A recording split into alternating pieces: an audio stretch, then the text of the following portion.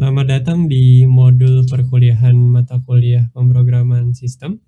Pada modul kali ini kita akan membahas mengenai I/O buffering, shell, dan standar input-output.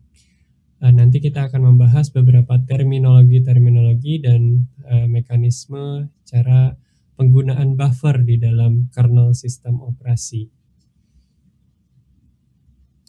Oke, jadi yang sebelumnya sudah pernah kita pelajari, ya.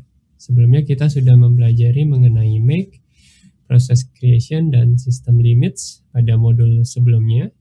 Pada modul kali ini kita akan coba untuk membahas mengenai standard input-output, I/O buffering, dan shell. Ya.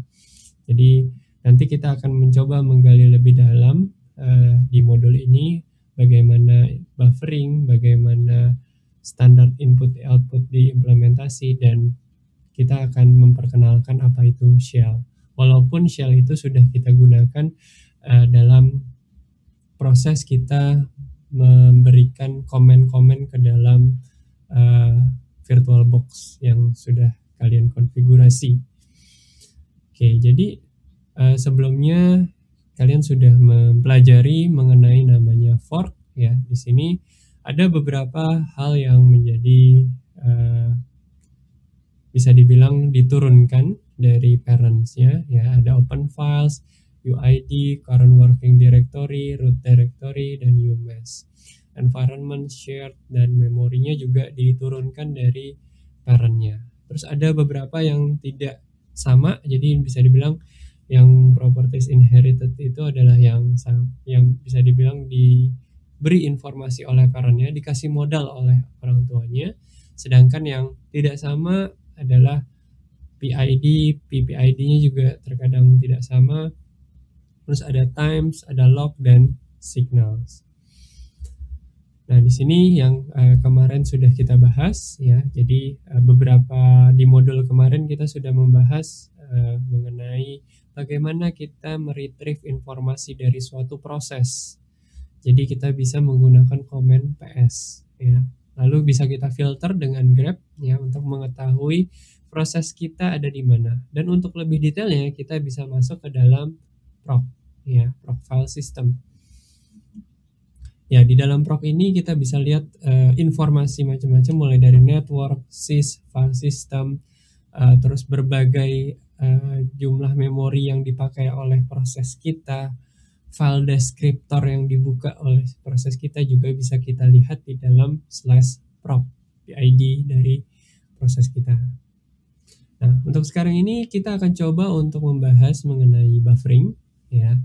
Jadi mekanisme buffering merupakan salah satu mekanisme yang cukup penting karena pada sistem operasi buffering itu digunakan sebagai tempat sementara, ya, agar proses dari pertukaran data bisa terjadi lebih efisien dibanding harus directly ditransfer, misalnya dari prosesor ke hard disk atau dari memori ke hard disk, itu dibanding harus transfer secara langsung, alangkah lebih baiknya kita menggunakan buffer.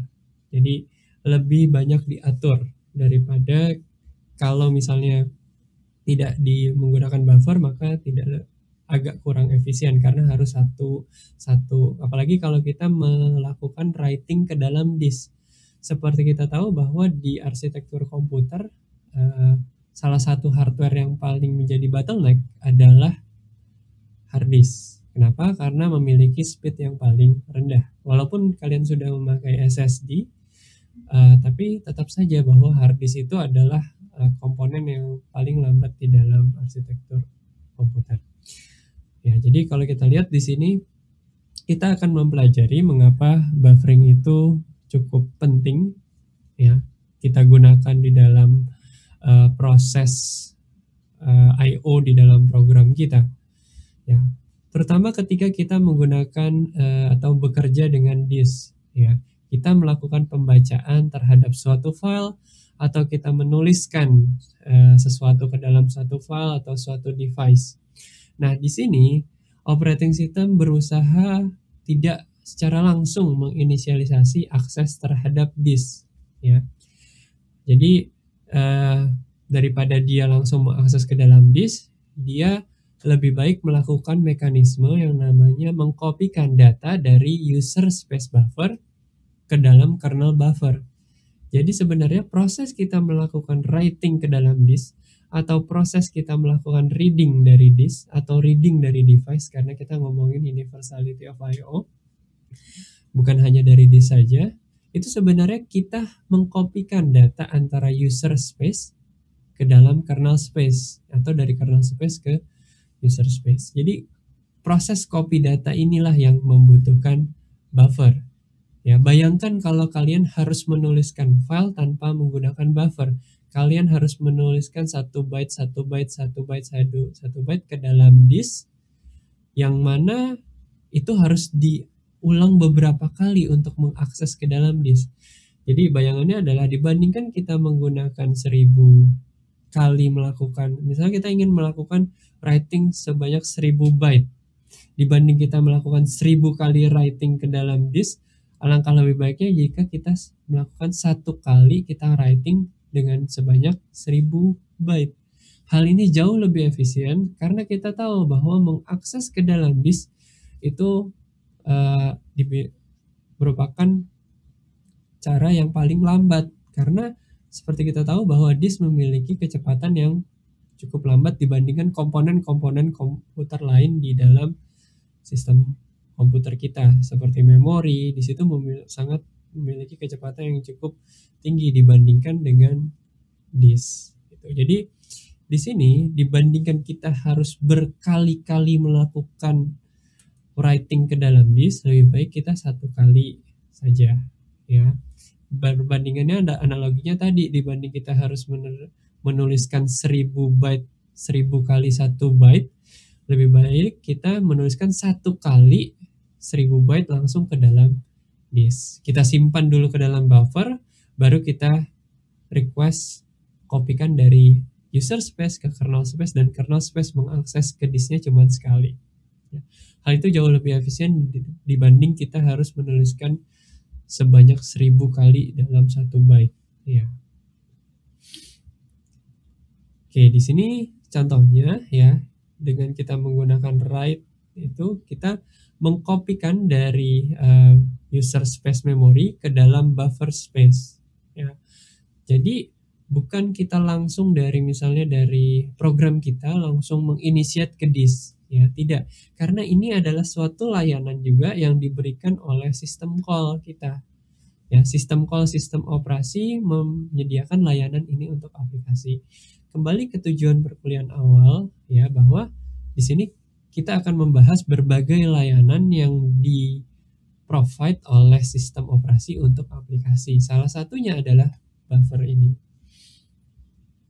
Ya, ini tadi saya sudah menjelaskan bagaimana atau bisa dibilang apakah kegunaan dari buffer, ya, yaitu untuk efisiensi dibanding kita harus melakukan berkali-kali writing ke dalam disk. Ini saya mengambil contoh disk ya, masih bisa nanti kita bisa analogikan ke yang lain, bukan hanya disk, bisa aja karakter device, bisa aja ke hardware yang lain, ya. Jadi ataukah printer misalnya, semua itu disimpan ke dalam buffer terlebih dahulu, baru nanti di-provide datanya pengkopian dari user space ke dalam kernel space. Nah, di sini ada beberapa file descriptor yang biasa digunakan. Pertama, kita melakukan open, ya. Mungkin di benak kalian paradigmanya adalah open itu tidak hanya membuka suatu file, walaupun namanya adalah file descriptor, tapi karena kita di sini menggunakan universality of I/O, open itu bisa mengopen apa saja. Bisa device, karakter device, atau selain dari hanya sebuah file saja, ya. Salah satunya file karena di sana ada di hard disk, ya. Tapi open ini bisa macam-macam, bukan hanya terhadap satu file. Lalu di sini dalam kasus ini memang kita menggunakan file ya untuk buffering. Terus ada set buff, ya. Kita set buffering mode-nya pada stdiostream standard input output. Terus ada flushing buffernya, ya. Jadi di sini fungsi-fungsi ini merupakan fungsi-fungsi yang disediakan oleh sistem call. Jadi di sini layanan-layanan ini memang bisa dikonsum oleh aplikasi sehingga aplikasi bisa dapat dengan mudah melakukan inisialisasi terhadap buffer dan mengkopikan dari user space ke kernel space atau pertukaran kedua dunia user space dan kernel space. Ya, jadi kalau kita lihat misalnya di sini, ya, kita coba man open misalnya, ya, di sini untuk meng-create suatu file, ya, jadi dia mencoba untuk menunjuk ke dalam atau meng-create file descriptor untuk merujuk ke sesuatu. Terus ada misalnya di sini man set vbuff, ya, set streaming buffer operation. Jadi ketika kita ingin mengutilisasi buffer, kita bisa menggunakan set vbuff. Atau misalnya di sini ada main fflash. Kita melakukan flashing terhadap buffer yang sudah kita inisialisasi. Ya, di sini force or write of all user space buffer data, ya, jadi update stream. Oke, selanjutnya kita coba lanjutkan kembali, ya, di sini. Nah, di sini biasanya standar input output diinisialisasi dengan include stdio.h. Ya, biasanya kita initiate di paling atas, ya, untuk standar input output. Nah, di sini beberapa implementasi dari stdio tersebut. Oke, nanti kita juga akan menyentuh yang namanya standard input, standard output, dan standard R, yang merupakan file descriptor yang biasanya memang diimplementasi untuk penggunaan proses jika ingin mengakses terhadap suatu device atau suatu file.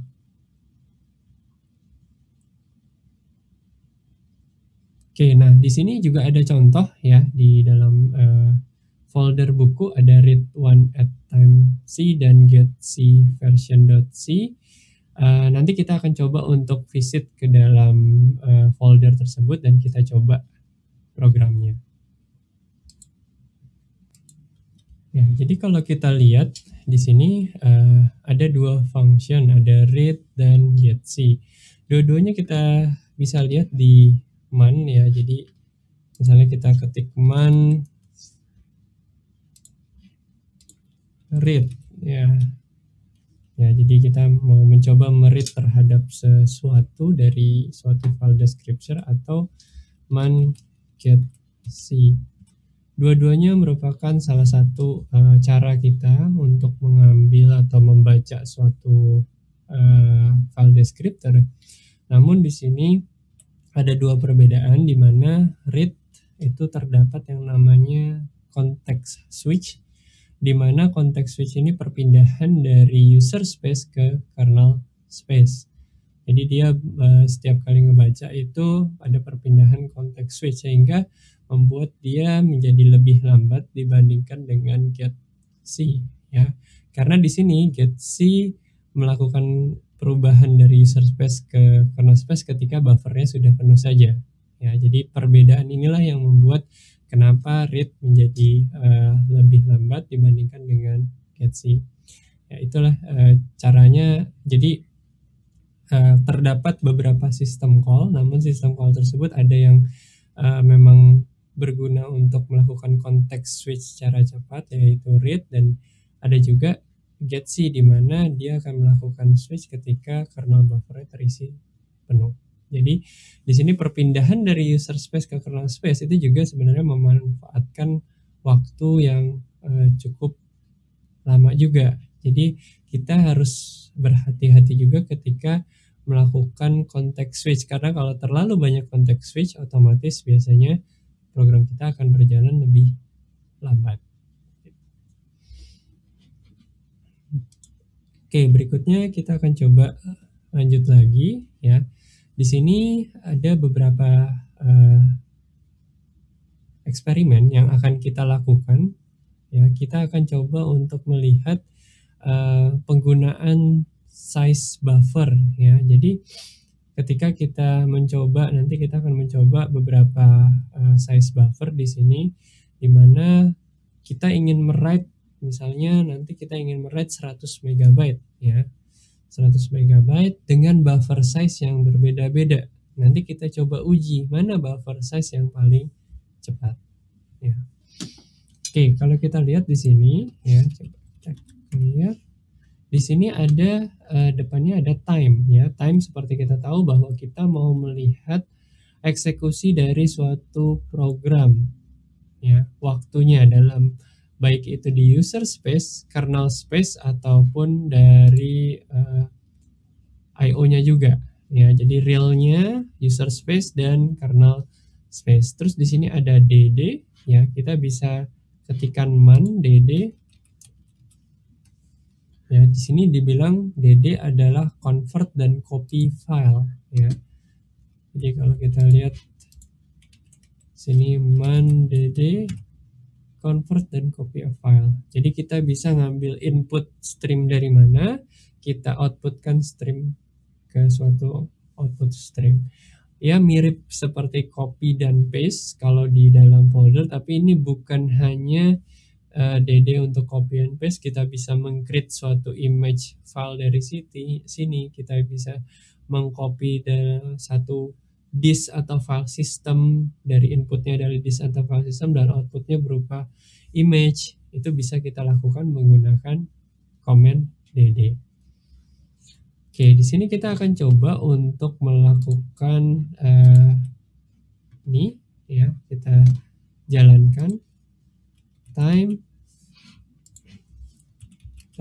DD if def 0. Ini adalah tidak ada apa-apa di dalam sini, loophole ya. Terus if-nya itu adalah input file, of-nya adalah output file. Misalnya di sini saya mau output filenya adalah file 1.img ya, misalnya itu. Lalu block size-nya saya di sini coba pakai kira-kira saya mau pakai 512 misalnya. 512. Count-nya berapa kali 512 ya?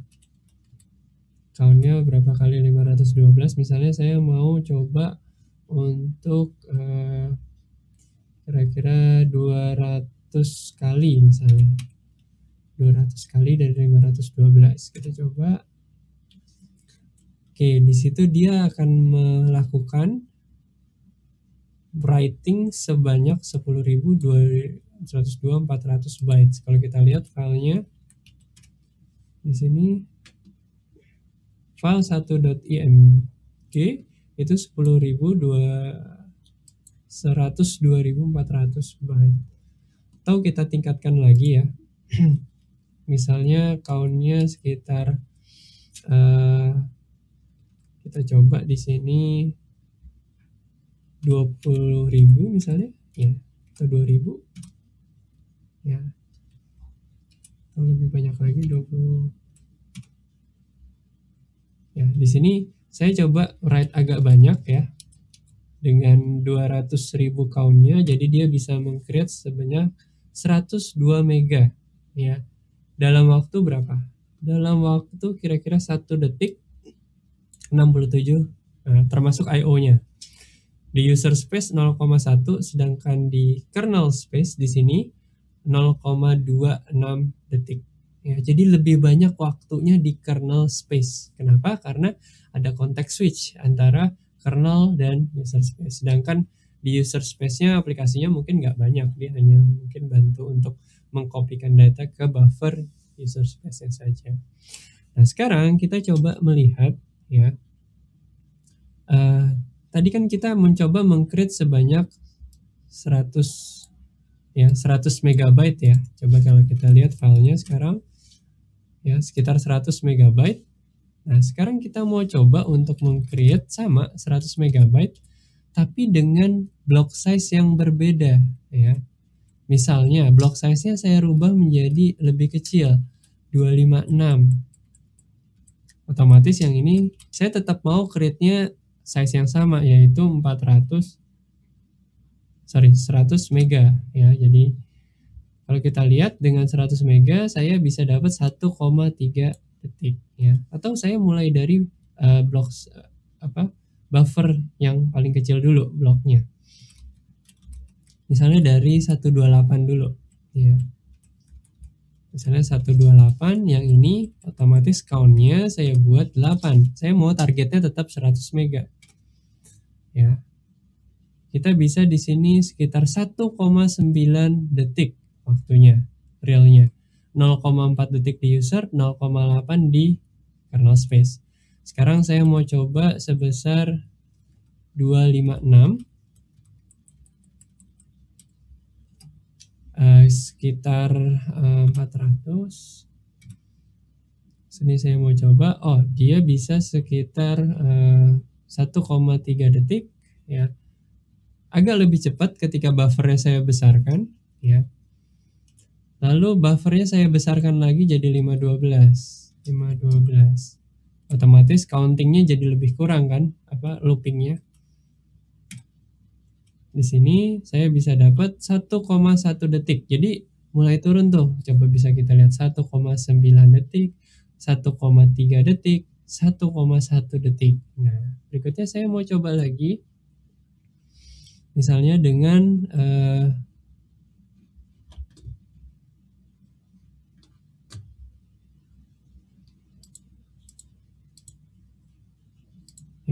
dengan count yang lebih kecil. 512 sudah, kita coba ke 1024 ya. Ininya ya. Oke, waktu yang dibutuhkan sekarang 0,998 detik. Menurut kalian ada perubahan nggak ketika saya mencoba untuk meningkatkan jumlah buffer size saya? Ternyata waktu untuk melakukan input dan output antara buffer dan kernel space ternyata ada peningkatan loh. Peningkatan di sini artinya waktunya makin cepat ya. Jadi makin cepat kan makin bagus gitu. Nah, di sini saya coba lagi, saya tingkatkan jadi 2056 misalnya. 56 count-nya saya kecilkan jadi sekitar 50.000 ya. Oke. Sini ternyata lebih kecil lagi dari 0,998 jadi 0,887 detik. Ya, percobaan ini mungkin nggak secara konsisten dia akan kecil terus. Terutama kalau kalian menggunakan VirtualBox itu mungkin agak bervariasi. Jadi setiap kali kalian mencoba itu cobanya 1 kali atau 2 kali atau 3 kali untuk satu skenario. Lalu saya coba tingkatkan lagi misalnya 4096. Di sini 4096. Di sini saya ubah jadi 25 ya. Oke, kalau saya coba tingkatkan lagi, dia berkurang lagi ternyata 0,76 detik ya. Saya coba lagi di sini dengan block size yang misalnya 8000 ya, 8000 ya, misalnya 8000 yang di sininya sekitar 125 ya. Oke, kita coba 0,778 ya. Ternyata nggak terlalu lebih cepat dari yang sebelumnya. Atau saya mau coba lagi di sini ya. Dengan misalnya 16.000 ya. 16.000 count-nya 6.750 kita coba.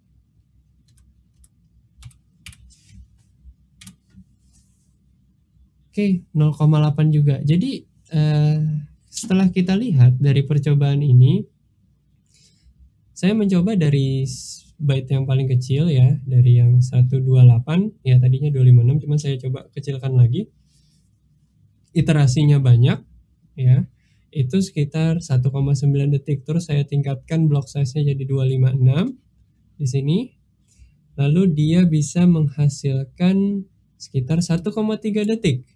Lalu 512 dia bisa menghasilkan sekitar 1,1 detik. Saya tingkatkan lagi 1024, oh ternyata lebih kecil. Saya tingkatkan lagi 2056, oh ternyata lebih kecil 0,88 detik. Saya tingkatkan lagi ke 4096, ternyata juga jauh lebih agak kecil juga 0,76 detik.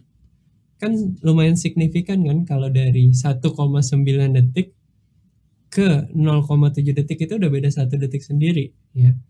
Ya kalau misalnya di dunia nyata mungkin nggak terlalu cepat, tapi kalau kita ngomongin di komputasi itu sebenarnya hitungannya lebih ke millisecond ya. Ini juga sudah peningkatan yang cukup cepat ya. Jadi 0,7 detik.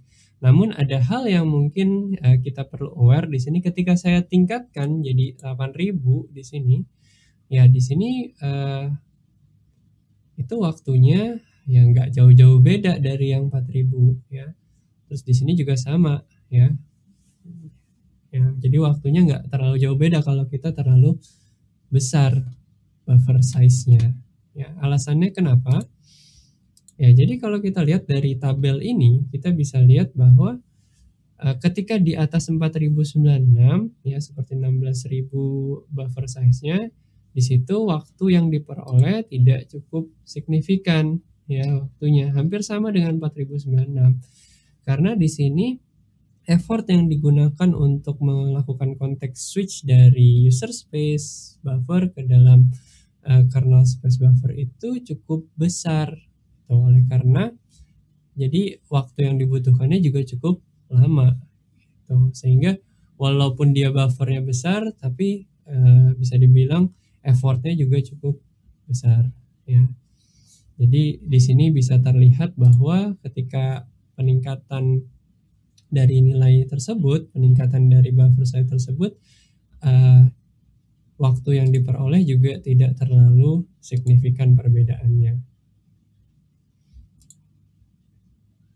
Ya, jadi di sini bisa dibilang waktu untuk mengcopy data dari user space ke kernel space dan melakukan disk I/O itu juga cukup besar.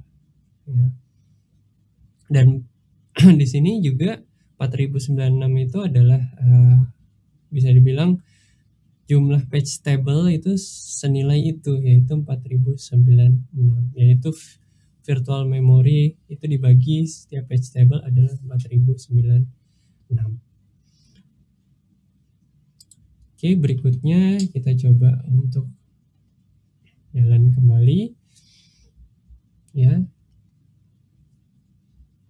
Ini juga sama, ada implementasinya di dalam program source code buku. Kalian bisa mencobanya, cuman kalau kalian mau pakai DD juga boleh, itu jauh lebih convenient karena kita langsung mengeksekusi pemanggilan tersebut ke dalam program kita. Kalau ini kan perlu dikompilasi dan perlu kalian execute. Ya, jadi kalau kita lihat di dalam write byte tersebut ada namanya set buff ya. Set buff ini kita melakukan set buffer ya. Kita menginisialisasi buffer yang akan kita gunakan. Ya. Dan ada beberapa mode di dalam set buff tersebut. Jadi kalau kita lihat di sini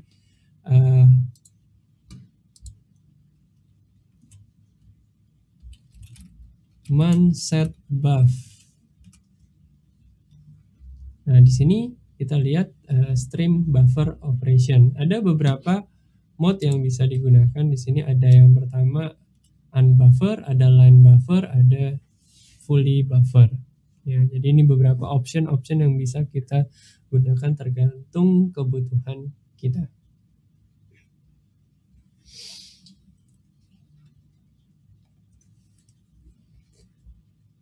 Oke, nah di akhir dari kita menggunakan buffer ini, kita harus melakukan flushing terhadap buffer tersebut, karena buffer ini kan menggunakan page table juga pasti dan menggunakan memori kita. Jadi kita harus merilis buffer tersebut sehingga resource-nya tidak habis oleh program yang kita miliki. Terus juga di sini bisa kita lakukan dengan fsync flash descriptor flash everything ke dalam disk ya. Nah, berikutnya Setelah kita mencoba tadi apa itu buffering, di sini saya akan coba untuk mereview kembali, mereview ulang ya, apa itu buffer ya. Jadi kalau kita lihat dari bagian ini ya, ketika kita menjalankan suatu program yang bisa dibilang mengutilisasi buffer di sana, kita mencoba pertama adalah melakukan inisialisasi variabel terlebih dahulu, ngambil dari standar input output library ya. Jadi dari standar input output library kita coba ambil. Lalu setelah itu kita akan coba untuk melihat ya di sini program dari Studio Library itu akan menginvoke, bahasanya di sini invoke itu adalah mengeksekusi sistem call write ya, misalnya kita ingin melakukan write, namun data kita udah kita simpan terlebih dahulu di dalam buffer, di dalam Studio buffer. Jadi data kita sudah terkumpul di dalam Studio buffer, barulah kita menginvoke write ke dalam IO system call. Jadi di dalam IO system call ini kita menginvoke write.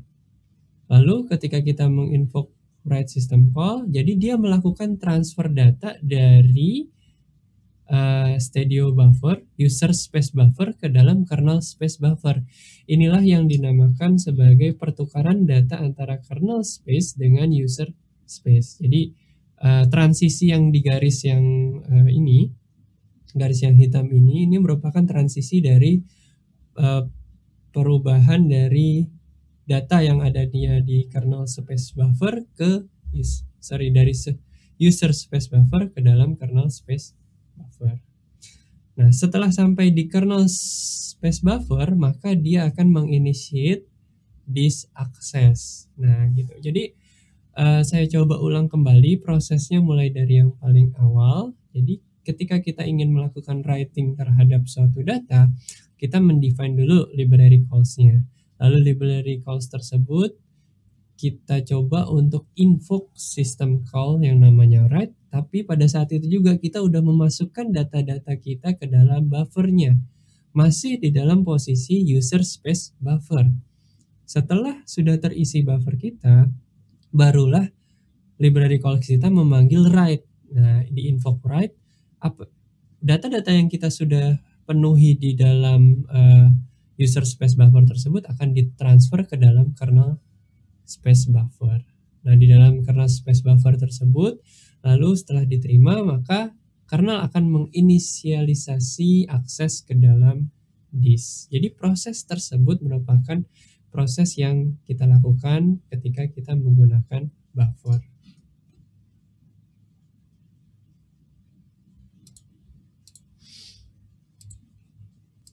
Oke, setelah kita melihat rangkuman dari bagaimana buffering bekerja, kita akan coba untuk melihat bagaimana apa itu shell. Jadi ini sebenarnya intro untuk modul selanjutnya. Jadi apa itu shell dan apa yang dilakukan di dalam shell. Shell itu sebenarnya adalah bagian dari kernel, di mana tempat kita, bagian terluar dari kernel, di mana tempat kita mengakses untuk masuk ke dalam kernel atau memanggil-manggil fungsi yang ada di dalam kernel. Itu bisa dilakukan dengan shell. Ini adalah bagannya, kita bisa lihat di dalamnya ada kernel, ada system call di dalamnya, ada compiler, ada linker di dalam sana, lalu ada shell. Ya. Lalu di atas shell baru ada application dari program. Jadi apa yang kita gunakan sekarang ketika kita misalnya membuka suatu konsol, ya di sini ini adalah shell saya, ya shell yang sedang saya gunakan. Kalau saya di sini karena memakai Ubuntu, jadi berbasiskan Bash, ya kita bisa lihat. Sebenarnya nggak harus Ubuntu itu Bash, saya juga bisa menggunakan shellnya misalnya CSH. Jadi itu shell itu bisa macam-macam, tapi itu adalah lapisan di mana dia melapisi bagian di bawahnya berupa assembler, terus ada kompilator, di sini ada system call dan ada kernel. Lalu ini adalah bagian dari shell. Posisi shell di sini bisa sejajar dengan aplikasi, ya. Jadi atau bahkan application itu di atasnya shell ya. Jadi kita mengexecute application itu di atas shell ya. Jadi setelah shell dulu baru si application ya. Jadi application difasilitasi oleh shell. Ya, salah satu shell yang sering digunakan adalah bash shell atau born again shell. Referensinya bisa kalian lihat di referensi berikut ini jika ingin melihat apa saja yang bisa difasilitasi oleh bash. Nah, shell juga memiliki variabel yang sebelumnya sudah kita bahas di dalam environment ya.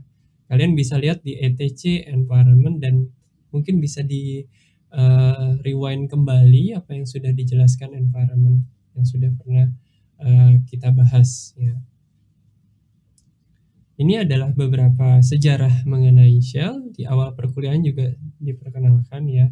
Jadi ada born shell, ada born again shell, ada C shell, ada fish shell sekarang, ada Z shell sekarang juga, ZSH. Oke, jadi untuk modul mengenai prop, mengenai buffer dan mengenai shell sampai di sini dulu ya. Terima kasih atas perhatiannya. Mudah-mudahan apa yang saya jelaskan dapat berguna bagi kalian. Terima kasih.